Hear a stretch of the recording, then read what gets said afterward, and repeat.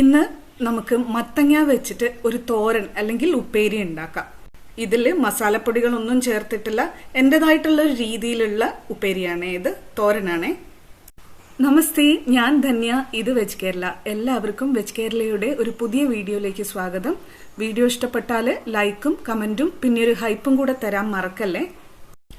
ഈ ഒരു തോരന് അല്ലെങ്കിൽ ഉപ്പേരിക്ക് വേണ്ടി ഏകദേശം ഒരു 350 ഗ്രാം മത്തങ്ങയാണ് ഞാൻ എടുത്തിട്ടുള്ളത്. തോലോടുകൂടി അരിഞ്ഞു വെച്ചിട്ടുണ്ട്. ഇതില് തോല് ഇൻക്ലൂഡ് ചെയ്യുന്നത് കൊണ്ട് തന്നെ ഞാൻ 2 പ്രാവശ്യം നന്നായിട്ട് പൊടിയുപ്പും മഞ്ഞൾപ്പൊടിയും ചേർത്ത് നന്നായിട്ട് ക്ലീൻ ചെയ്തിട്ടാണ് എടുത്തിട്ടുള്ളത്.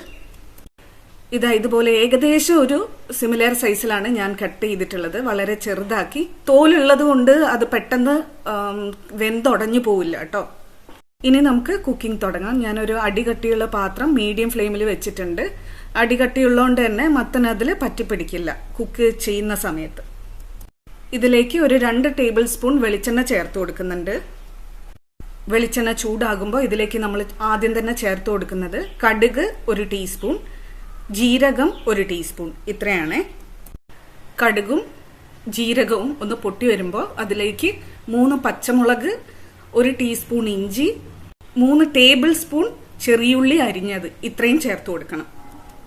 ഇതില് ഇഞ്ചി ഓപ്ഷണൽ ആണ്, വേണമെങ്കിൽ മാത്രം ചേർത്താൽ മതി. പക്ഷെ ഇത് ചേർത്ത് കഴിഞ്ഞാൽ നല്ലൊരു ടേസ്റ്റ് ആണ്.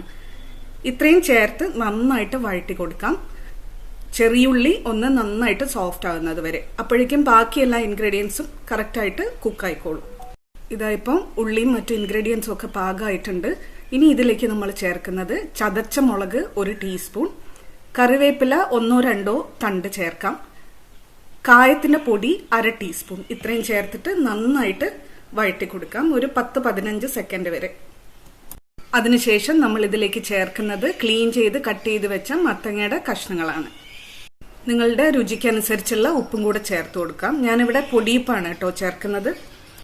ഇനി നന്നായിട്ടൊന്ന് മിക്സ് ചെയ്ത് കൊടുക്കാം. മസാലയും ഉപ്പും ഒക്കെ മത്തങ്ങയുടെ എല്ലാ കഷ്ണങ്ങളിലേക്കും എത്തുന്നത് പോലെ മിക്സ് ചെയ്ത് കൊടുക്കാം. ഇനി ഇതിലേക്ക് നമ്മൾ ചേർക്കുന്നത് ഒരു 3-4 ടേബിൾ സ്പൂൺ വെള്ളമാണ്. അതിൽ കൂടുതൽ വേണ്ട. ഇനി അടച്ചു വെച്ച് വേവിക്കാം ഒരു 3-4 മിനിറ്റ് നേരത്തേക്ക്. അതിനിടയ്ക്ക് ഒന്ന് ഇളക്കി കൊടുക്കാനും വെള്ളം ആവശ്യമുണ്ടെങ്കിൽ ഒരു അല്പം വെള്ളം ചേർത്ത് കൊടുക്കാനും മറക്കല്ലേ.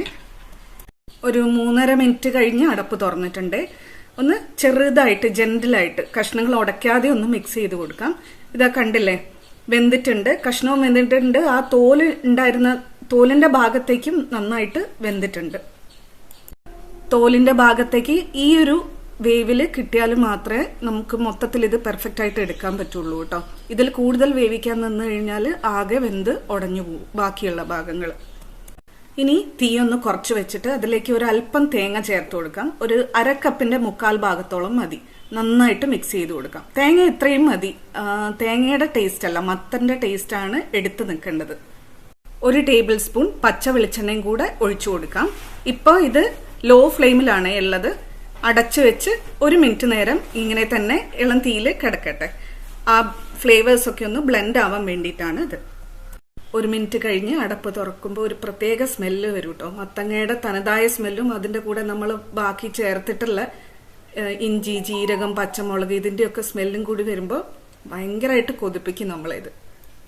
അങ്ങനെ നമ്മുടെ മത്തങ്ങ ഉപ്പേരി അല്ലെങ്കിൽ തോരൻ റെഡിയാണ് കേട്ടോ. ചോറിന്റെ കൂടെ ബെസ്റ്റാണ്. വെറുതെ കഴിക്കാനും നല്ല ടേസ്റ്റ് തന്നെയാണ്. അപ്പൊ എല്ലാവരും ഇതുപോലെ പ്രിപ്പയർ ചെയ്ത് നോക്കൂ കേട്ടോ വീട്ടിൽ. എന്നിട്ട് കമന്റിലിടും. Thank you for watching. Dhanya from veg Kerala.